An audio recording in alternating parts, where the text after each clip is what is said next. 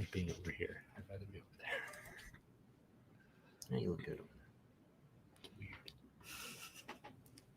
weird. Everything feels weird. Quiet on the set.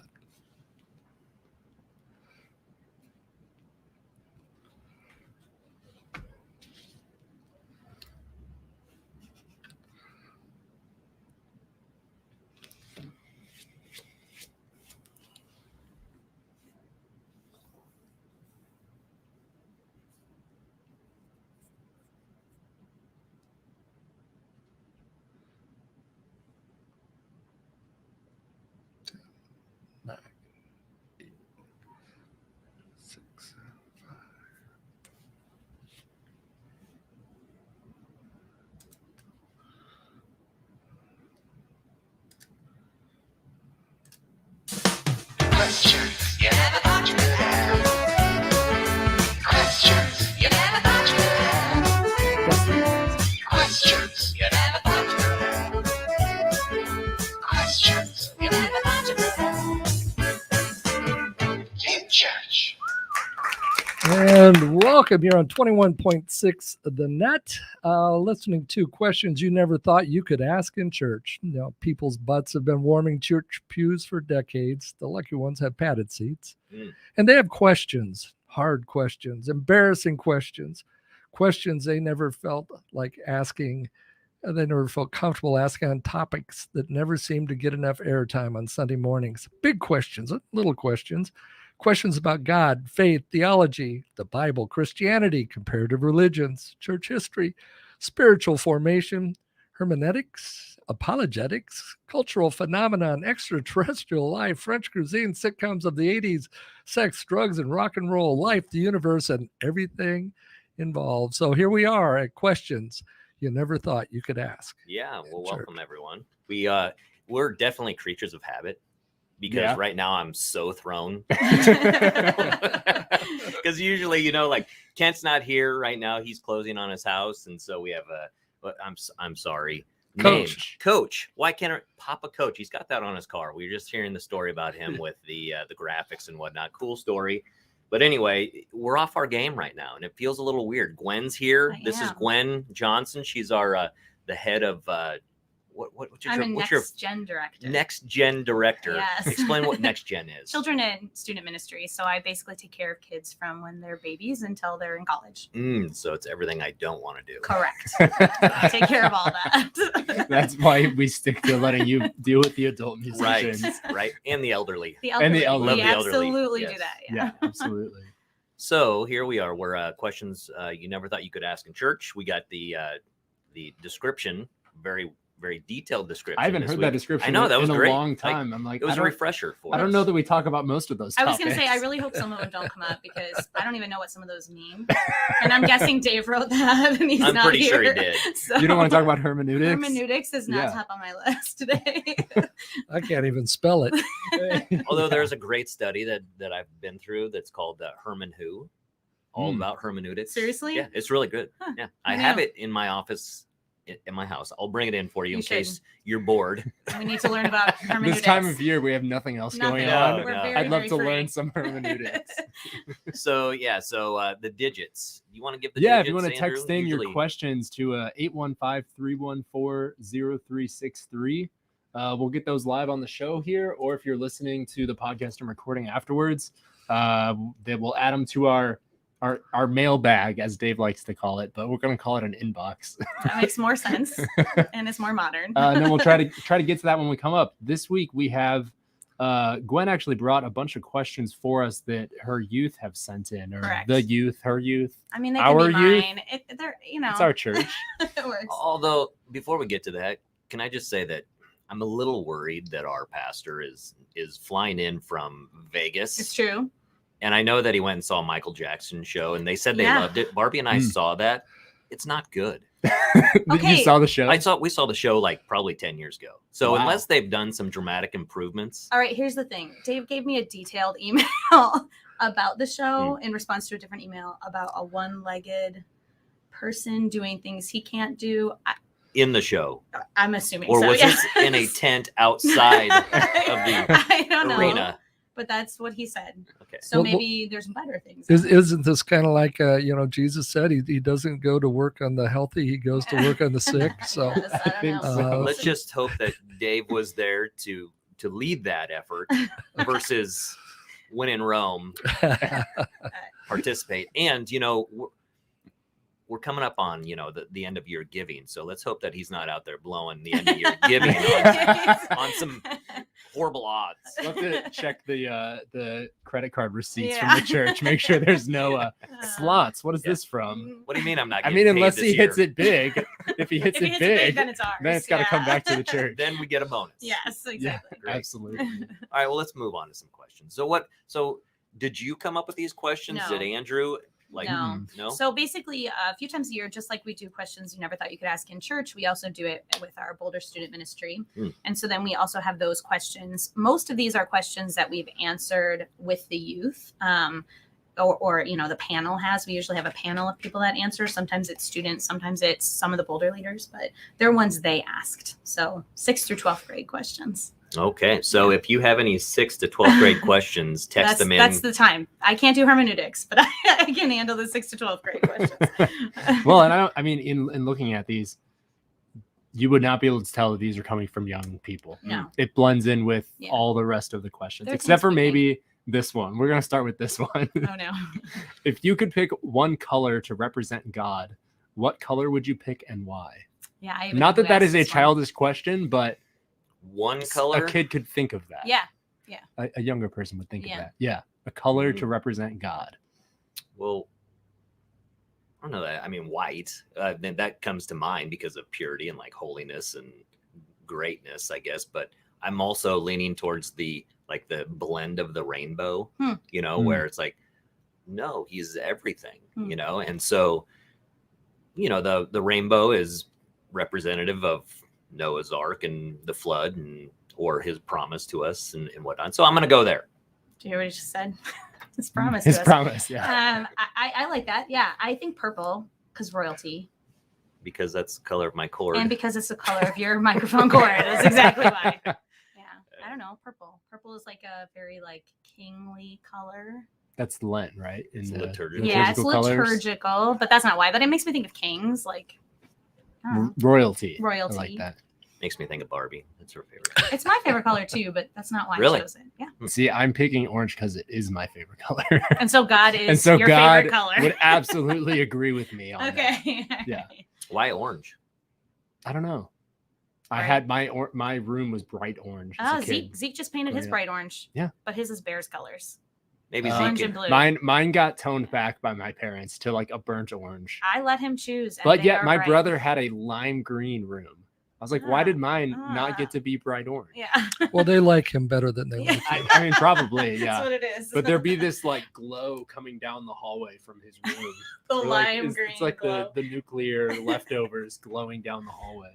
I was in a band called, and there was a play off of Lime Green, but we called ourselves Lame Green. Wait, were you really in a band? Yeah, I mean, I know you were I in a was in band. a lot of bands. But well, listen, this is Tim's joke of choice. My husband Tim always will say, "I was in a band called," and fill in everything. And you just said it in the exact same the way that way, Tim would. but you actually mean that you were in a band. What was the Yeah. name of the band? It was Lame Green. I Lame was just Green. telling Maya about this, which Was this a cover?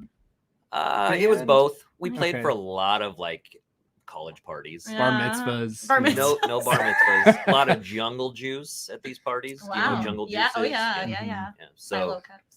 a Solo lot of- cups. Silo cups. Solo we didn't have cups. solo cups weren't a big thing then. Not when I was in college. You just used your hands. What were you using? The for Plastic it? cups. The cup That's hadn't what been they invented yet. were. But they weren't like the red solo cups. These were okay, so we have around here what's the place called, the Squire, where they hand out those the Oh, cups for the Village Squire. the Village Squire, thank you. What, and they hand- what do they serve in those? Like It's Mai their- Tais. Mai Tai, that's Yes. what it is, yeah. And that's the kind of cups that you. Yes. Okay. Yeah, just the plastic cups you get from the garbage containers in your kitchen, where you have all of your matching or non-matching Oh, like the random Tupperware. Right. Right. Yeah. Right. Got it. Cabinet. Got it. Okay. I thought you meant you were digging through trash I know. I was cans. like, that's not a good idea. Yeah, I You did that. don't Well, do that. in college, Which- you never know. I can go into fair stories share about not dumpster having diving. electricity, about the landlord asking me to move out, about shaving in a hallway with an electric razor Oh until my gosh. neighbor told on me. I've heard that one. Yeah. Toasting bread and cutting it up to 4 slices you and didn't dipping it in ragu. And this is because you didn't have electricity. It's because I didn't have money. Right, but you didn't have electricity, so you were stealing it from the hallway. Yes. I ran my entire apartment off that for a week. It's inventive. we're not condoning that or suggesting that No. for anyone. It's really just, how far can what can God do in your life? Like once he actually gets a hold of you, Yeah. that's the story of that. So we'll get into that another time. But today we're in youth. Lame green. Lame green. I was like, how did we get here again? It was the band. So off the colors now. So let's get into some deep stuff. Like How deep do you want to go? I don't know.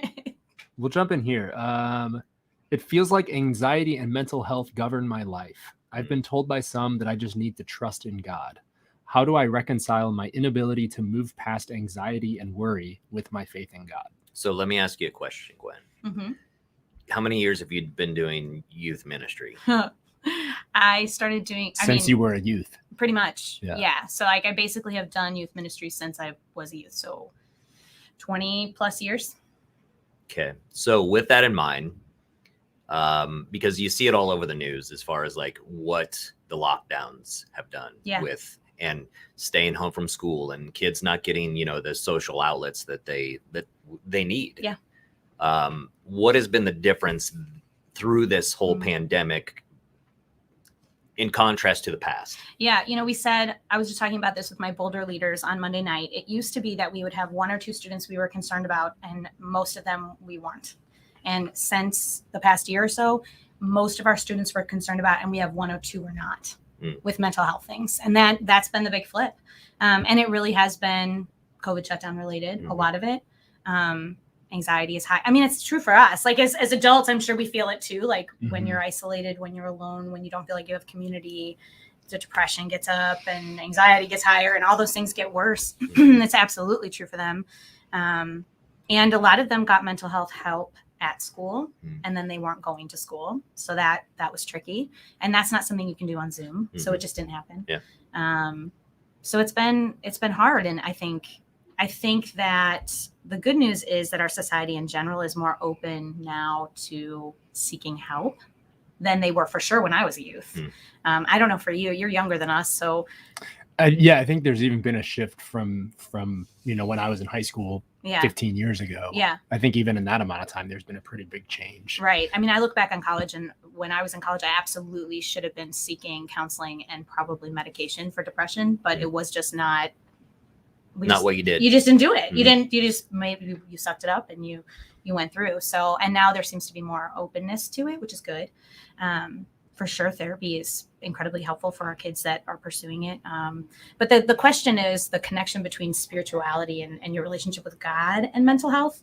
And I think there is still a stigma of if you trust God, then you should be fine. And we spend time talking about how it's your brain. It's not like you're not trusting God. It's literally sometimes mentally how your brain is functioning, and you can't control that. And it has nothing to do with how much you trust God or how your relationship with God is. And that doesn't mean that he couldn't miraculously heal, because God can do what he wants. But it also means that he gives us outlets to seek help that are not necessarily miraculous healing. So trusting God and mental health don't always, it's not like if you trust in God, then you're fine. That isn't how it goes.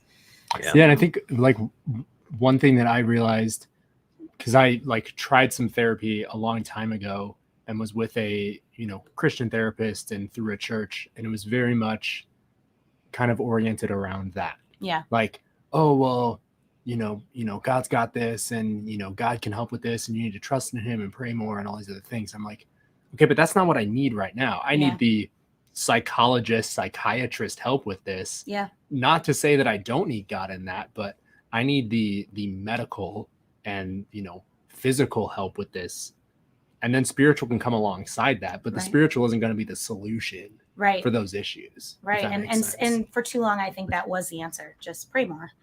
Prayer is not gonna make all your mental health stuff better. It's just not. Well, too, and I also think that because I have friends that are, well, Lois, for instance, psychologist, very like devout Christian, like loves God. Everything's about God. But at the same time, that's not where she comes from necessarily when she's working with people. Mm-hmm. That comes after the fact or after the session or whatever. But it's that's not how she addresses the issues. Right. Yeah. Same time too, like I know that there's like a huge spectrum of really good people to go and work with, and then people that are like, I don't know that this is really your calling. I don't know that you should be in this business. Maybe not so much. Yeah. And that's with any job. And right? I think true. that's It's the true. tricky thing as far as really trying to find someone that one you relate to and that can communicate and break through to you to have you actually listen. But two, like it can be a long, exhausting process to try and find someone. And then at that point, that really hurts the whole process in general. And then they start to think, oh my gosh, like, is there anybody that can help me? Yeah. So I feel lost. I totally agree with you. And that's one of the things we talk about often with our youth is just because you went to one counselor and it didn't go well, doesn't mean all counseling isn't going to work. And so sometimes it is finding the right match, but it is exhausting. There's no question. And they do. I mean, I get why you'd want to throw in the towel if you feel like it's not helping.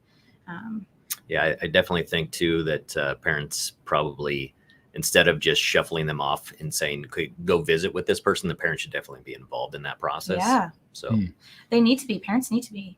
And that's one of the things we worked on at Boulder of trying to like bring to parents' attention, because I think there was just so much during pandemic, like everything got dropped on parents.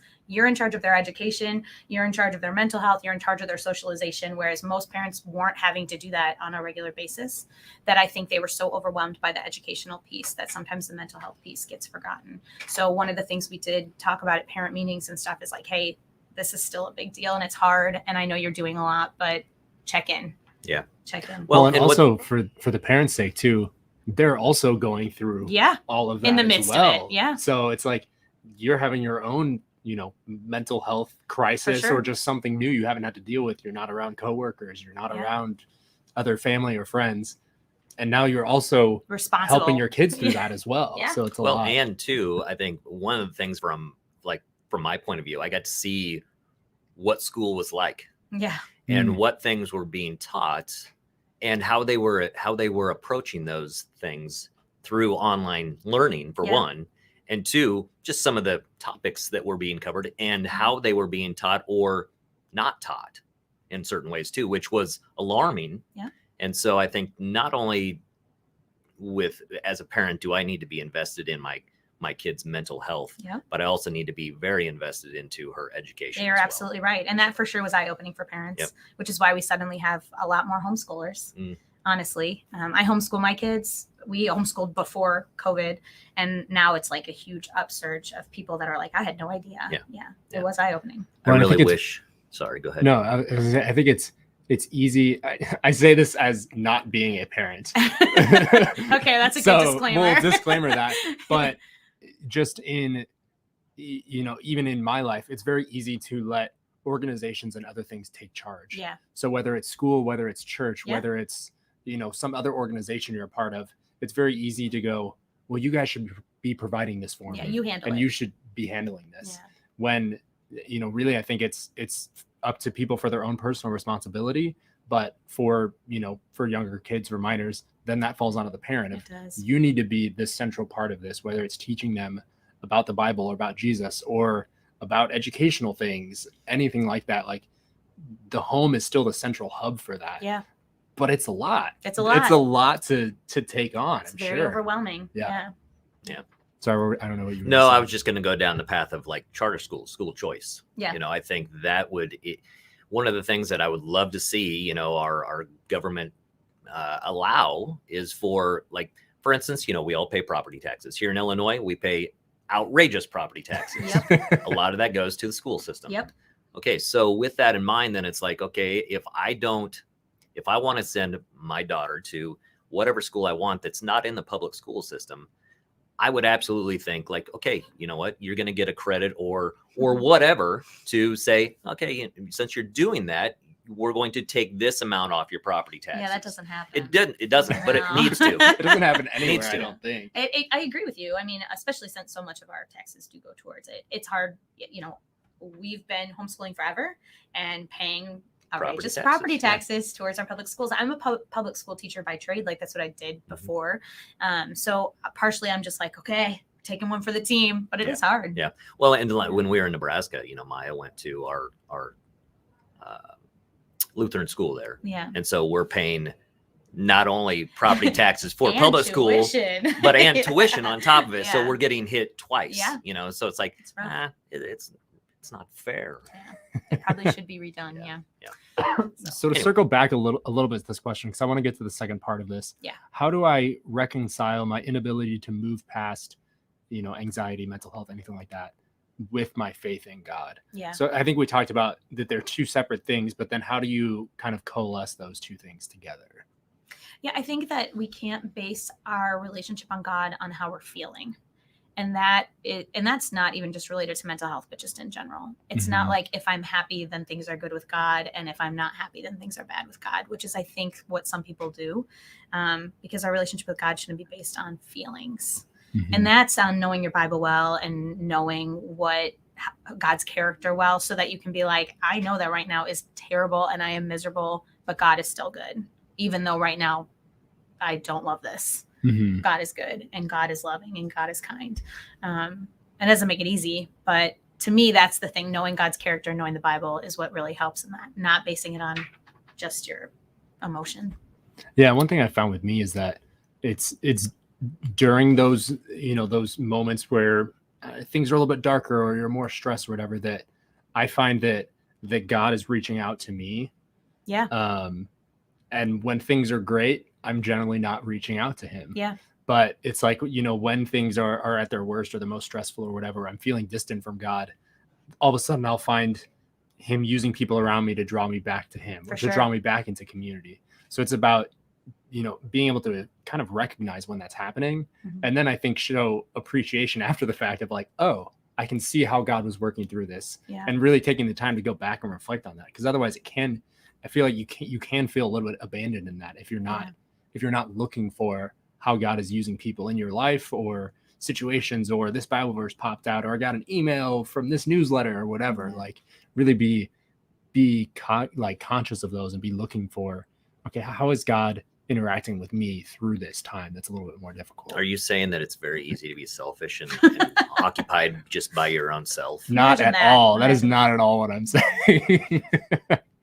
Let's just take God out of the picture for 1 second. How do we act just as a normal human being?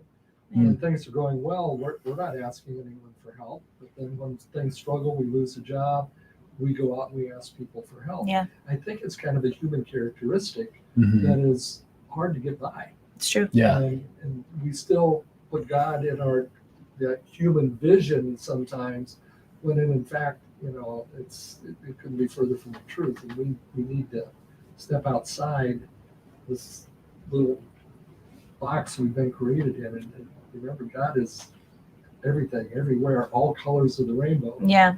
And always available to us when things are good and when things are rough. Yeah. It's true. Yeah, absolutely. And I think especially, during the last couple of years, it's been easy to be very self-focused and self-reliant because everyone kind of had to be. Yeah.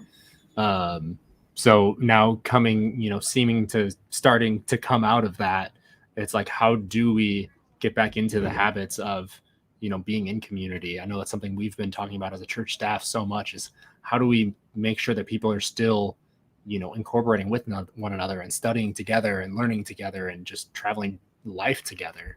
Yeah. Because I think people have gotten out of the habit of that. Yeah, well, one of the interesting things that happened with Boulder specifically during 2020, which is Boulder our high is school. what? Boulder is our high school ministry, so, junior and senior high school. So 6th grade through 12th grade. Yeah, I just assumed I shouldn't. All right. So 6th grade through 12th grade. What happened, which was interesting, is that our numbers kind of exploded.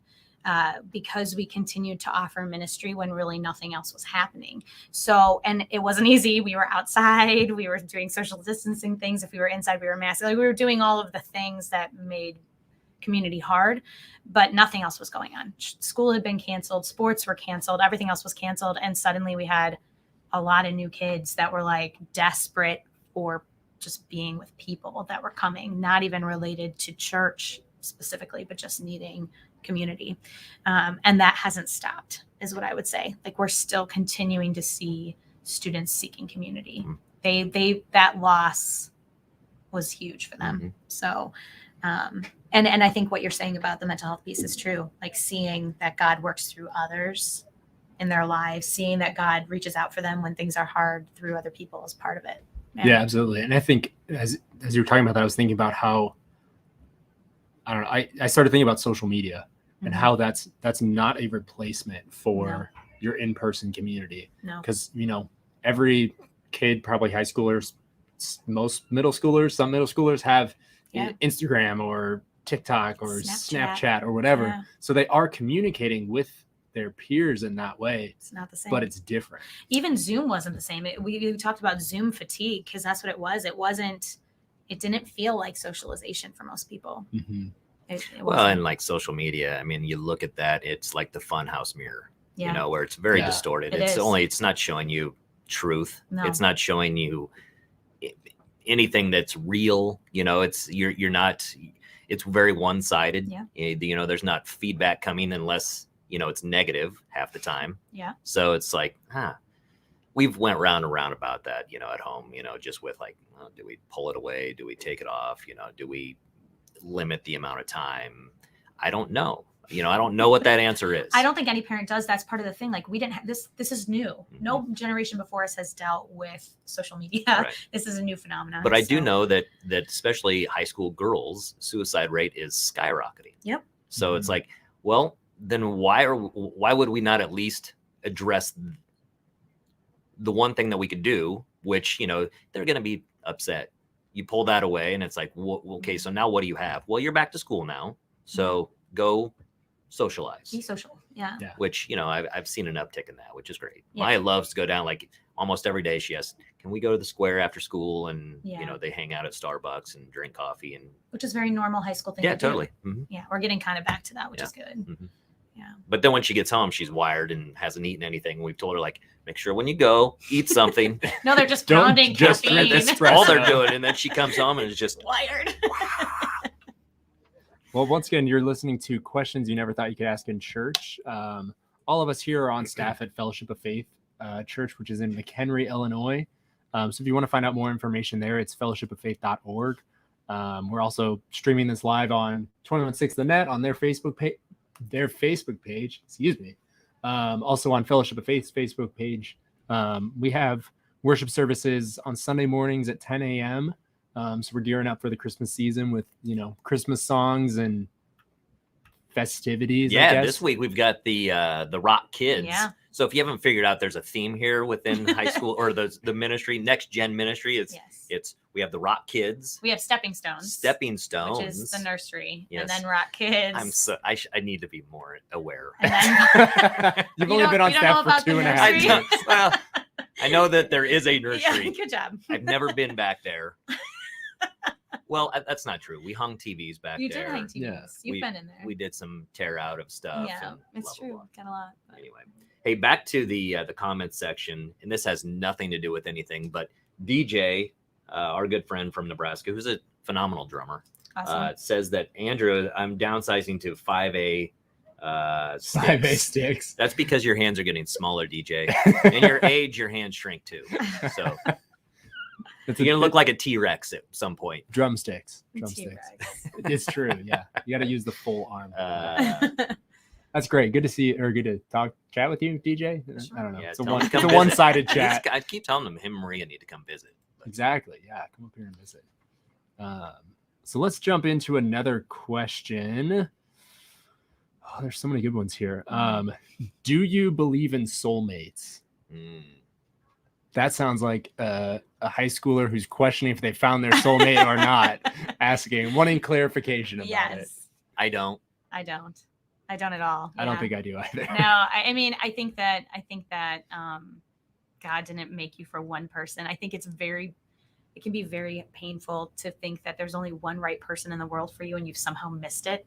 Or they died. Or they so died. Now what do I do? Right. I mean, honestly, like that's a really painful way to go through life. And that just doesn't make sense to me. I also, in my history, was engaged before I met Tim. So it's hard for me to imagine thinking there was only one right person when I've been engaged more than once, or people that have been married more than once. Like it doesn't gel with that for me. there are lots of people that you can work well with. Yeah. And relationships take work no matter who you're with. Yep. There's no like, Wait, it's not just Perfect. smooth sailing. no, that just really isn't. It takes work. How long have you been married?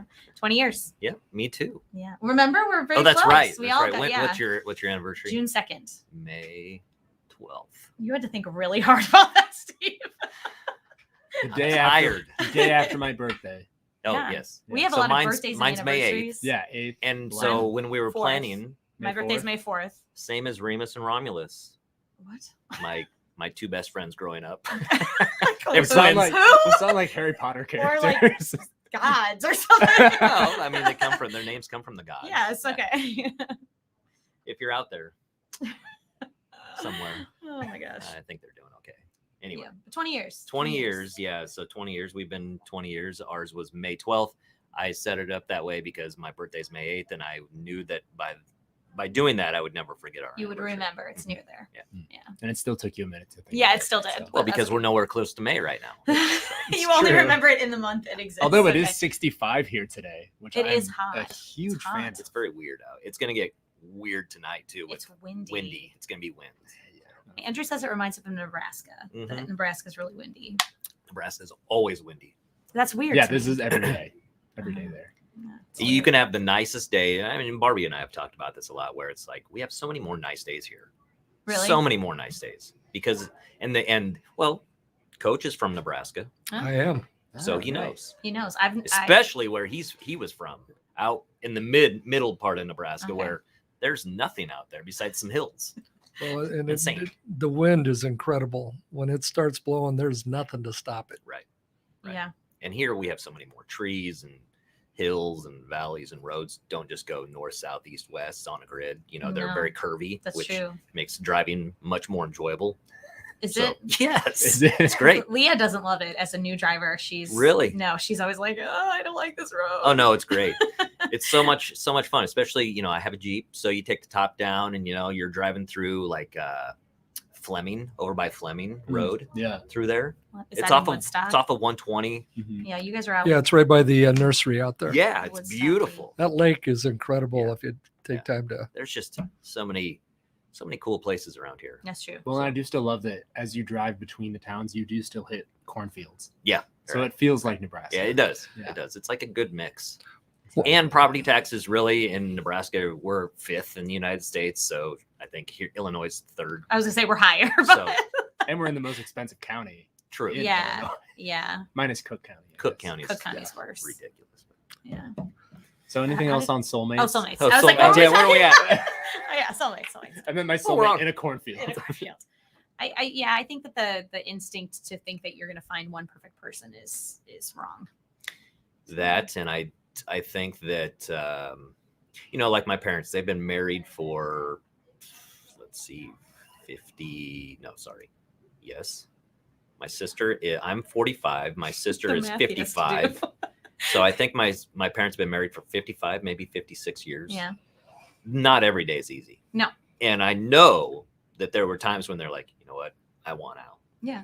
I'm sure. But it's like, no, that's not what marriage is. Yeah. Takes work. It does take work. Well, and that's where that commitment comes in that you made to each other and to God, because there are moments where love won't sustain it, Yeah. like won't sustain it. No. But that's why you have that commitment there to kind of support it and draw each other closer when the rest is all failing. Yeah. Coach, And how he long have you says been married? without being- 46 years. 46 years. years. My daughter is 45. Just recently, when I was moving my office, I came across a birthday card from her when she was younger that on the outside had a picture of a referee who was about 90 with a whistle and a cane. And it said, congratulations. When you had to open it up, it says, you're officially old. Happy 45th birthday.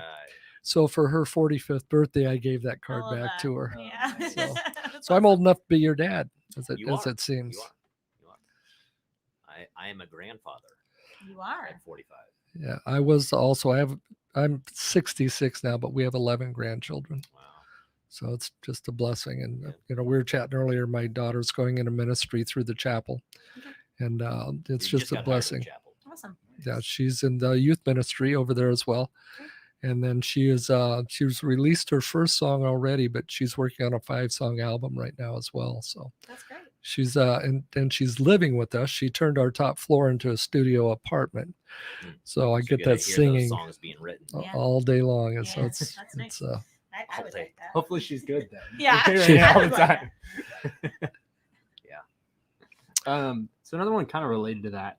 How did you know when you found your spouse? So not necessarily soulmate, but when did it maybe turn into that feeling of like, oh yeah, this is a person I can work with. person. Yeah. in my case, we met on May 6th, 1974. May is a good month. It It is. is a good month. It's the month of love. Yeah. I asked her to marry me on June 24th, 6 weeks later. Wow. Fast. And it was just one of those things that, when you know, you know. Yeah. But going back to what you said earlier, you have to be willing to work at it every day. Yeah. For sure. And she is, so we're still together. I would say either he's fast and knew what he wanted, or he's very insecure. Gotta lock it down. Can't let this one Lock go. it down. Who else am I gonna get? Or very spontaneous, one of the Yeah. That's true too. Yeah. I would go into the whole story of how Barbie and I got together, but definitely not appropriate. So you want to go over to my house for drinks sometime? Yeah, I'll tell you the I'm story. sure I she'd may get there. appreciate. Yeah. Anything to do with Lame Green? Like, Kind of, but another band after a different band Yeah. that he was in. I would say that I was absolutely not looking for something serious because I had been engaged and not engaged anymore, obviously, and didn't want a boy or a guy at all in my life. And then You wanted to date Jesus. no, good God, no, that's terrible. Please. Oh, that's a whole nother topic that we That's could get into terrible. in the late Purity- 90s. Purity before. culture. The late Yeah. 90s and early 2000s of Oof. Jesus is my boyfriend. Ew, I hate it. Yeah. No, and so I guess when I met Tim, I wasn't looking for a serious boyfriend. And then I realized pretty quickly on that it didn't matter if I was looking for it or not. Like he was someone I didn't want to miss out on. If that makes sense. Like he was a good match for me, someone I liked being with, someone who met a lot of the things that I was looking for. But I always tell my youth that when I was in high school, after I had broken up, because I was engaged in high school, and then after, because of the purity culture, and then after that is when I wrote a list of my perfect guy, like long list, everything Still have that the that? guy needed. No, I wish I did.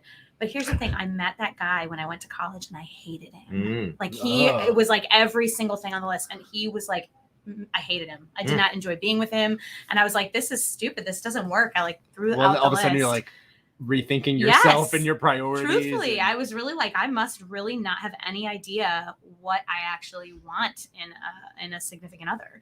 And I'm glad I had that experience, because then when I met Tim, he wouldn't have met a lot of my perfect guy things.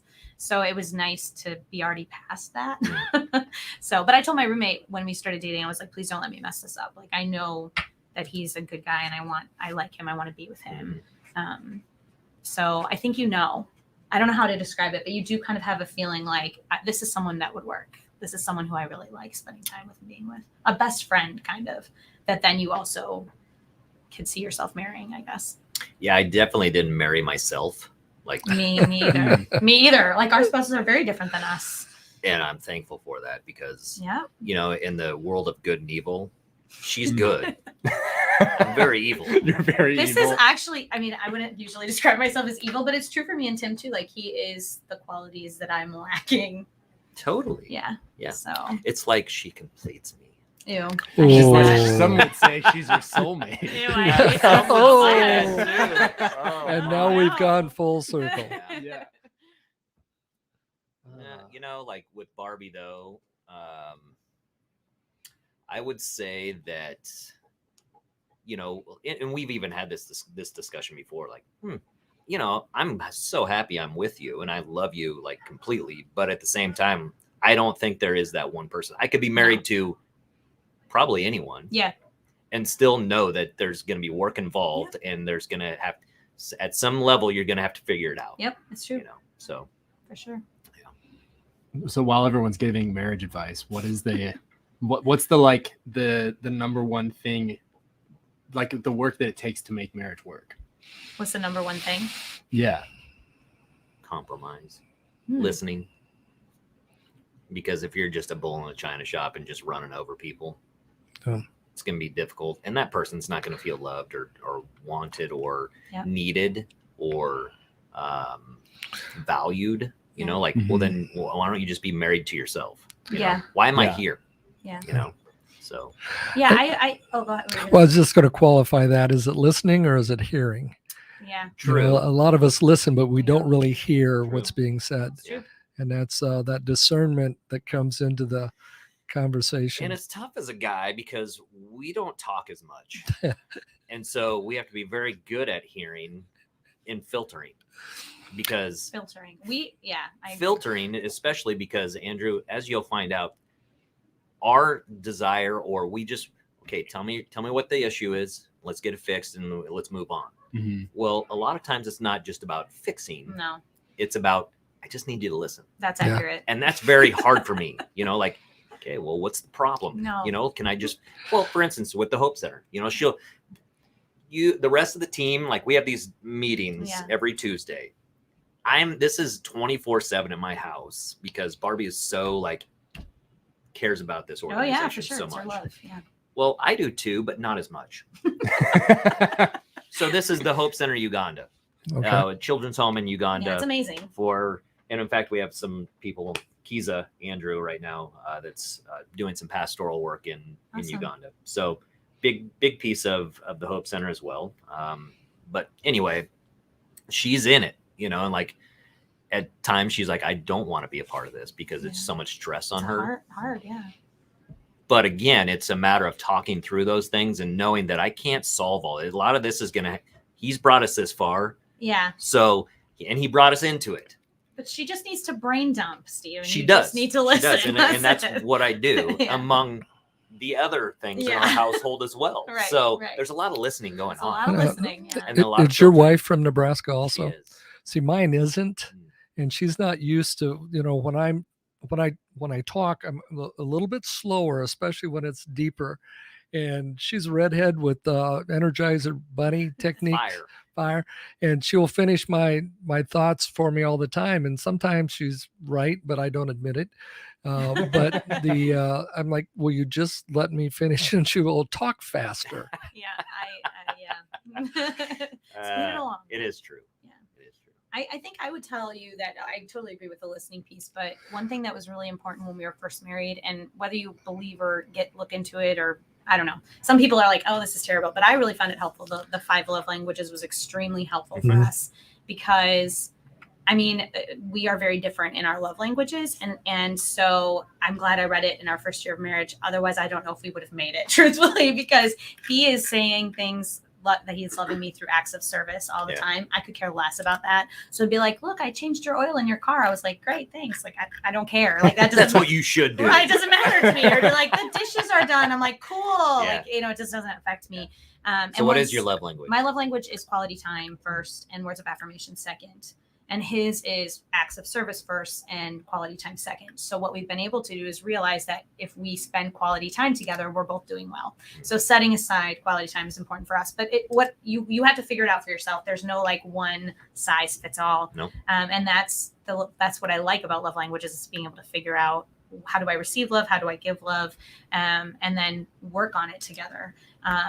Because otherwise he would have just kept cleaning the house and stuff. And I would have been like, why are you never spending any time with me? Why working his fingers to the bone. I feel unloved, you know, and then I could be like, oh, I appreciate what you've done. And he could be like, oh, we need to go on a date, you know, and work it out. So,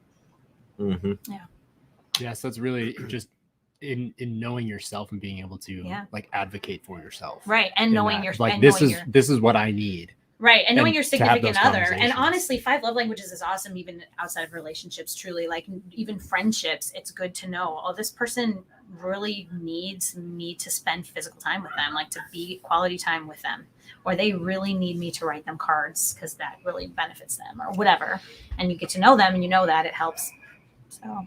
And I'm a huge advocate for Weekend to Remember. Yeah. Because it is... Barbie and I think we've been to 7 of them, and probably like we haven't been to one in probably 3 years now. We need to. Well, with that COVID and stuff. And just moving here and trying to find locations and that type of stuff. But it's it's great because there's always things that you can be doing to work on your marriage at different times in your marriage. And it's different as you have kids of differing ages, or whatever, you're moving, whatever, things are different. So I was really concerned when our children grew up and left the house, would we be okay? Well, then the grandchildren came along and but it's different. It's Filled a big the void. change. oh my gosh, yes. Yeah. So, And that's one thing that I know that Barbie and I are very aware of, is that they're not going to be with us forever. And so rather than when Maya moves out, we've already had 2 other daughters that are 25 and 24. They're out. What does our time look like? How is that time being occupied? Are we even still close? Are we communicating well? Are we dating? Or, are we courting each other? Right. Figuring out. Which is a big piece of it. Yeah. So, anyway. Our coach is our producer today, and I think he's going to tell some yell at people. tell some people next door to quiet down. Dash some skulls. I mean, I don't want to stomp on their parade. They're having a good No, time. they They are. could be having a blast. We're trying to focus Maybe here. we should invite them over. Maybe they have some marriage advice for us. This has become a I don't know marriage why, but podcast. They're So all It's supposed let's- to be about you. they're all divorced over there. Is that why they're happy? Yeah. No, they're faking it. They're faking it. Well, let's get back to some faith questions. Less of the, what was the relationship column? Dear John, dear Carol, dear Ash. I don't know. I don't know. yeah, Isn't there there's Dear some Abby. Abby. Dear Abby. I was like, there was some I didn't know what you were common talking name. yeah. A about. dear John letter is basically they're leaving you. Yeah. Okay. So you don't- That's worse. Yeah. You don't want that. No. Well, how can someone be better at stretching their faith if they've been at a faith plateau for a while? The context for this, just so you know, is that we did a series called Stretch about stretching our faith. And so they were wondering, how do you stretch it if you're at plateau? How does that work? I would say stop thinking about yourself. Because, and I think Dave hit this on Sunday, which I really enjoyed the thought of, where he's saying, God is working through you, but sometimes it's not for you, that it's about others. Yeah. And so I've told, our kids that too, well, I already know all this stuff. So why do I have to well, maybe it's not about you. Maybe it's about the person who doesn't know all this stuff, who you could go and be a positive influence and help them through some things because they don't know what you know. So service is always a great way to get off that plateau as well, because when you start seeing others that are maybe don't have it as good as you, or maybe are just in a different world than you, it's like, well, go figure out who they are, and what are their struggles? What do they need help with? How can you love them? How can you imitate Christ with them? So if you are plateaued and you are saying that, I'm imitating Christ in every way, well, then you're a liar. So now you're not on that plateau anymore. Go repent and confess and then start again. Yeah. Honestly, though. Yeah, I think that looking at your faith practices is what, we would encourage them to do. So if you feel like you're in a plateau, are you reading your Bible every day? Are you praying? Are you in fellowship with other Christians? Are you serving? Are you, some of those basic tenets? Are you going to church? Are you coming to Boulder? That's what we would tell them. I mean, some of those basic things really are basic for a reason. If you're telling me you're plateaued and I ask you if you're reading your Bible and you say no, I'm like, well, I kind of think I know why. You're probably plateaued because you're not doing the work. Just like a relationship with a significant other takes work, a relationship with God does too. It's not like I'm a Christian and then that's it and everything's perfect. It's the highs and lows, and it's getting to know him more, and then sometimes maybe having doubts and pushing back, and then getting closer, and it's the same. So are you talking to him about that? Okay, so I'm plateaued. I don't feel like I can get any closer, or I'm living the life or that he was wanting from me. Well, then why are you talking to him about that? Because, and be careful, because the minute you do, he'll answer. The minute you get comfortable, you're gonna get uncomfortable. He's gonna answer. use me, send me. Oh, really? Okay. Okay, here we go. Now you're going to Africa. Right. Now you're in charge of a ministry. And they're gonna school you on what faith really is. It's true. So It's true, and that there is a lot to say for that. And I think another thing is to look at what influences you have in your life. If you're plateaued and you're having, it could be anything, a sin issue that you're unwilling to deal with, that's going to prevent you from being close to God, whatever that might be, whether it's, something that's very secretive or something that's public. Either way, it's going to keep you at arm's length. Mm-hmm. So it's partially dealing with that too.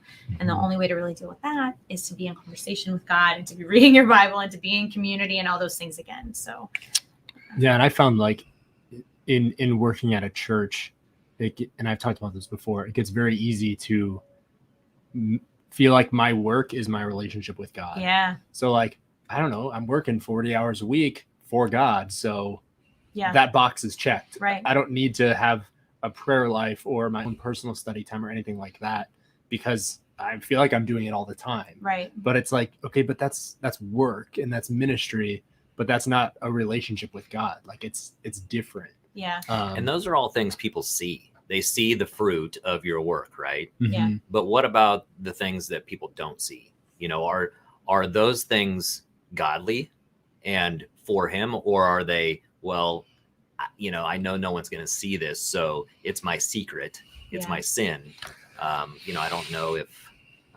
Well, just like people who just attend church, you put on your Sunday face or your Sunday thing. I feel like church workers get that as well. This is my work mode, right? Or this is my, my work, face that I put on or whatever. And it's like, okay, but are we letting that encompass our entire life, or are we segmenting? Yeah, I will say it was really helpful. And I know what's unique because Dave is a unique pastor, but he does these personalized spiritual fitness plans, right?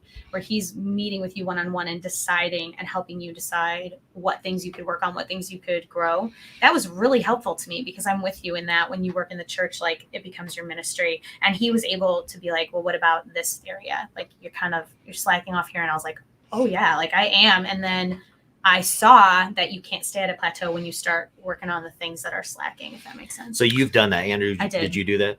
I didn't. We were supposed to have all of our staff do it, and that just never happened. I'm the only staff that. Yeah. No, I think Jessica Brown has done it. I've done it. Yeah, it was very helpful.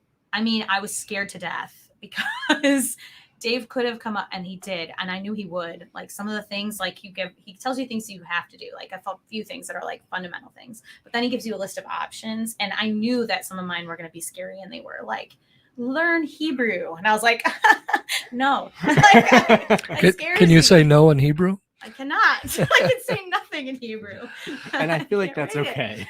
Right. So some of it work, and because he's not going to be like a passive little like. It's not, Dave, it's not going to be like a little thing. He's going to go like all the way hardcore. And he did. Yeah. So right now I'm memorizing Ephesians, like the book, because that was one of the options. And that was one of the least scary options for me. But he's a joker as well. So to me, like if he told me, hey, go memorize Ephesians, I'd be like, yeah, that's funny. I'm not falling for your joke. He wasn't joking though. I'm not going to go memorize Ephesians. He wasn't joking. But I also think like, he's never reached out to do this. So has he given up hope on me? There's no way Steve's going to do this. He's not going to listen. He's done. Because you would be like, haha, you're funny. Good one, Dave. You memorize Ephesians. He would. He already has, yeah. I was at a conference with some very high-level theologians, and they're they're connecting all the dots in the Bible for everybody, and they're using all this, and then they're passing the microphone around the audience, and some of the questions in the audience, I'm like, whoa, am I in the right place? But the microphone came across me, and I have this thing with microphones, and I'm like, well, I just have one question, and I'll pass it on. I said, with all your knowledge, and you could probably tell me where this is in the Bible, but it says, in order to enter heaven, you must have the faith of a child. Yep. So with all of your knowledge, can you honestly tell me you still have the faith of a child? And it was stone silence up there. And these are 5 brilliant men, letters after their name that were longer than their name. And one of them started talking about a saint from the 13th century. And I'm like, hey, now, excuse me. It seems like you're complicating this. Yeah. And that's sometimes we do that quite often. We do that. We complicate our faith. Yeah. And what he's asking, he said, yeah, keep studying, keep reading, keep doing your thing, but just believe. Just believe. Which is why I love the song that Andrew hates. It's called Kids of Grace. and he hates that song. I And it's can't like, stand it. because he's not a I kid. feel infantilized when I listen to it. I don't like it. That is a fancy word. Say it again. See, I am intelligent. Say it again. Infantilized. Wow. So explain it. Yeah. We don't have enough time. Psychology. Makes It you makes feel you like feel an like I'm not talking about the word. I'm talking about the song and why it makes you feel that way, I just don't like the feel of it. It feels like a VBS song to me. which is Hey, what now. we're talking about. I know, and I hate Hey it. now. But yet you love the little kids. Like I see. I do. Right. No, with no. your- But I can't stand He like loves teaching some kids. little kids. He Good loves thing you're not Jesus. some Let the little children come to me. No, not Only you. the Not ones you. that I Not will you, allow. little one. You annoy me. Be them yellow, black, or white. They are precious in his sight. Yep. He really loves some of the children a lot. Okay. Well, and that's helped, like having nieces and nephews too. Yeah. Just being able to see them grow and be reminded of, how they are at that age when they're 4 or when they're 2. And I mean, she's almost 3 now. Niece is obsessed with baby Jesus, and Yeah, that makes sense. just learning songs herself. And they have a nativity set, and she plays hide and go seek with baby Jesus. And like, it's so cool to see that, because I don't really talk about baby Jesus that often, but it's like her entire world right now, and it's so cool to see. Yeah. So is it the line, "We are kids of grace"? I think so. Yeah. Do you have a problem with that? I don't know the song, so I'm unwilling to put any opinion forward. The lyric, "Kids of grace." I don't have a problem with that lyric, but if it's cheesy, I have a problem with it. It's not a cheeser song. What do you think, Andrew? Is it cheesy? I don't know. I think his other problem that he has with it is that it says, "Even when we are so bad." I don't even remember that line. Yeah. Okay. Maybe that's not his Maybe problem. it's because I've never paid close enough attention. Yeah, we to need to it play it for because you. I just don't like it. I Alright, wanna I'll have change your I'll have mind. to find a song. Yeah. We'll have worship music with Andrew, and I'll tell you everything that's wrong about it. Oh yes, he will. That is true. But I think if we jump back to the stretching your faith question, Yeah. and I think one step in this, and just props for it, is asking that question. Yeah. If you've realized that you're at a plateau, you're already halfway there. It's true. Because I don't think most people even know when that happens. Yeah. Either until someone points it out to you, or you're going through a struggle and having a hard time going to God with that. Yeah. It's like, okay, well, if you're able to recognize that and be asking the question, you're already one step of the way there. Yeah. And that's what Dave talks about a lot. I've just told him he needs to share this again in church, because it's been a while. He talks about being close to God, not being how physically close you are to him, but what direction you're facing. So he'll have someone stand in the middle to be God, and then someone stand really, really far away, and someone really close. And if the close person is turned away, you aren't close. But if you're out here and you're looking towards God, you're actually closer to God. Kind of like your marriage. Kind of, yeah. So, like if you're God's at the center of it, Yeah. and you're both focused on focused and turned towards Him, well, Yeah. then I think you're okay. that. I agree. Yeah. Because you're getting drawn closer to each other. Right. Well, and that's your priority. So it's, if God is your priority and you believe what He says and you're focused on Him, then I find it pretty hard to believe that your marriage would be suffering because of it, unless you have an unbeliever or someone who is just turning their back towards Like Christ, that like away, that. yeah. Then it's going to be difficult. Harder. Yeah, for sure. 3 minutes. We got 3 minutes, Andrew. What's just a whiz banger? Oh, we've got a quick one here, actually. What is your favorite worship song? That's a quick one. Okay. Yep. You know what? Is that not a quick one? I have to It's think. one I have to song. think. Yeah, it's true. Favorite. Favorite's hard for me. I have different kinds of favorites. Well, pick a genre of favorites. I have 2. Kids of Grace. Nope. No, But same band. it's not on my top 10 Same list. band. Okay. Relent Relent. is by Citizens. Check it out. It's a slower song, very reflective, and I love the line where he's very just exposed, and he's like, "Can I just sit here at your feet?" And I love that image of just, you don't have to say anything, you don't have to do anything. Can I just sit here at your feet, at Jesus's feet? Like that to me, like I can't wait to just be able to do that someday. Like I just want to sit there, like I have you. It's kind of like a little child again, where it's like, how many kids are just, because they're protecting you, they feel safe with you, they know you love them, they just want to be with you. Well, And they just want to sit in your lap during story time. Or whatever. Right, Yeah. right. That's it. Right. Yeah. And then the other one is probably Steve Fromis and I were talking about this because he's on fire right now. And Yeah. I love it because it's like he's writing these songs one a day and I he's love sending that. them to me. And then, but you can just see like God working with him and the Spirit just Love that. overflowing. But he's like, favorite worship tune right now is Great and Glorious. And Mm. remember when By Latasha Martin Smith. sang it with us? Yeah, it was Mhm. love that. It was It awesome. was beautiful. And that's Yeah. still my favorite song or favorite time of worship that we've had Yeah, that was a good. That was a at good day. Fellowship of Faith. Yeah. And that's been her only time of being up there leading with us. Yeah. And that's still my favorite. Yeah, that was cool. Yeah. Because there's so many things that happen in that weren't planned, especially with her voice and the way she sang it. Yeah. It just wasn't even planned. It was but definitely it Holy came Spirit. out in the Yeah. oh, it was Yeah. huge. Like, Yeah. oh my gosh, that was Yeah. just the coolest thing. So to me, right now, that I would agree with Steve. Like that's my favorite. Okay, we have 45 seconds. Gwen, Uh-huh, favorite worship yeah. song. I don't have a lot. I have too many favorites, but honestly, I always go back to it as well. Either the hymn, truthfully, or Bethel's It As Well is beautiful and just grounds me to remind myself that it has nothing to do with me. It's well with my soul. Like everything will be okay. Yeah, absolutely. I would say there's actually one that Gwen shared with me. It's called Build My Life. I think it's by Bethel as well.